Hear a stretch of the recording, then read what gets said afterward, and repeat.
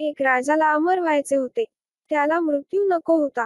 तो अमर होण्यासाठी साधू महाराज शोधू लागला होता. राजा लगेच बुद्ध महाराजाकडे गेला व त्याने विचारले की, बुद्ध महाराज, मला अमर व्हायचे आहे. मला यासाठी काही उपाय सांगा. यावर बुद्ध महाराज म्हणाले, समोर दिसत असलेल्या पर्वत पलीकडील तुला एक सरोवर दिसेल. त्याचे पाणी तू पी म्हणजे तू अमर होशील. ते 2 पर्वत ओलांडून राजा त्या सरोवरापाशी गेला. तो त्याचे पाणी पिण्यासाठी आपल्या 2 हातांची ओंजळ करून वाकला न वाकला. तोच त्याच्या कान कोणीतरी कणत असल्याचा आवाज पडला. पाणी पिणे बाजूला ठेवून तो त्या आवाजाच्या रोखाने गेला, तर एक जर्ज माणूस एका झाडाखाली आडवा होऊन कणत असलेला त्याच्या दृष्टीस पडला. राजाने त्याला त्याच्या कणण्याचे कारण विचारले असता तो म्हणाला, या सरोवराचं पाणी प्यायल्यामुळे मला अमृत आलं खरं, पण वयाची 100 ओलांडताच माझ्या मुलाने मला घराबाहेर हाकलून दिले. गेली 50 वर्ष मी येथे तळमळत पडलो आहे, पूर्ण दुर्लक्षित असलेल्या अवस्थेत. आता माझी मुलं तर मेलीच, पण नातवंडही मरायला झाली आहेत. हे बघायला लागू नये म्हणून गेली 5 वर्ष मी अन्नत्याग केला आहे.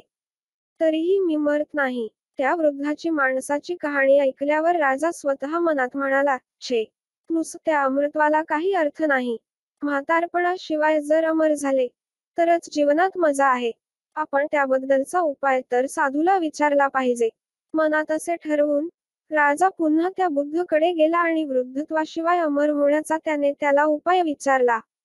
बुद्ध म्हणाला, ज्या सरोवराकडे तू जाऊन आलास ना, त्याच्या पुढे असलेला डोंगर ओलांडून तू पलीकडे गेलास. पिवळ्या जर्द फळांनी भरलेला एक वृक्ष तुला लागेल. त्या वृक्षाचे एक फळ तू तोडून खा, म्हणजे तुला म्हातारपणाशिवाय अमृतत्व प्राप्त होईल. त्या बुद्धच्या सांगण्याप्रमाणे राजा त्या वृक्षापाशी गेला. त्याने एक पिवळेधमक फळही काढले. आता तो ते खायला सुरुवात करणार तोच एकाएकी जवळपास कडाडून भांडण सुरू झाल्याचे त्याच्या कानी आले. तिकडे जाऊन तिथे भांडत असलेल्या 4 तरुणांपैकी एकाला राजाने भांडणाचे कारण विचारले असता तो म्हणाला, आता मी 250 वर्षांचा झालो, तरी हा माझ्या उजव्या बाजूला उभा असलेला 300 वर्षांचा बाप आमची पूर्वापार मालमत्ता माझ्या स्वाधीन करीत नाही. मग त्याच्याशी भांडू नको, तर काय करू? राजाने त्या तरुणाच्या इतक्याच तरुण दिसणाऱ्या त्याच्या तगड्या बापाकडे प्रश्नार्थक नजरेने पाहिले असता तो म्हणाला, अहो, मी काय करू?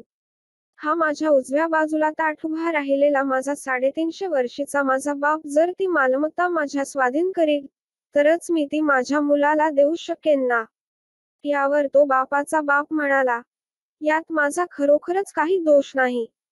माझ्या उजव्या बाजूला छाती पुढे करून उभा राहिलेला माझा 400 वर्षांचा बाप जर ती मालमत्ता माझ्याकडे सुपूर्त करायला तयार नाही, तर ती मालमत्ता मला माझ्या मुलाला कशी देता येणार? त्याने जवळच असलेल्या अजरामर नावाच्या वृक्षाचे फळ स्वतः खाल्ले आणि आपल्या मुलाला, नातवाला व पणतूला मोठ्या कौतुकाने खायला दिले. त्यामुळे आमच्या वाट्याला हे वाईट दिवस आले. राजाने त्यांच्यातील तरुण पणजोबाला विचारले, तुमचे घरदार असताना तुम्ही इकडे कशाला आलात? पणजोबा म्हणाला, अहो, मालमत्तेसाठी अष्टोप्रहर आमच्यात कडाडून भांडणे होऊ लागल्याने गावकऱ्यांनी आम्हाला गावाबाहेर कायमचे पिटाळून लावले. तो प्रकार पाहून राजा मनात म्हणाला, म्हातारपणाशिवाय अमृतत्व मिळालं, तरी ते भयंकर आहे म्हणायचं. मनात असा विचार करून राजा परत त्या बुद्धकडे गेला व त्याला म्हणाला, बुद्ध महाराज, माणसाला मरण हे हवेच. ते आहे म्हणून जगात प्रेम आहे. ते नसेल तर माणूस माणसाला खायला उठेल. तात्पर्य, माणसाला मरण हवेच, नाहीतर जीवन नरक होईल.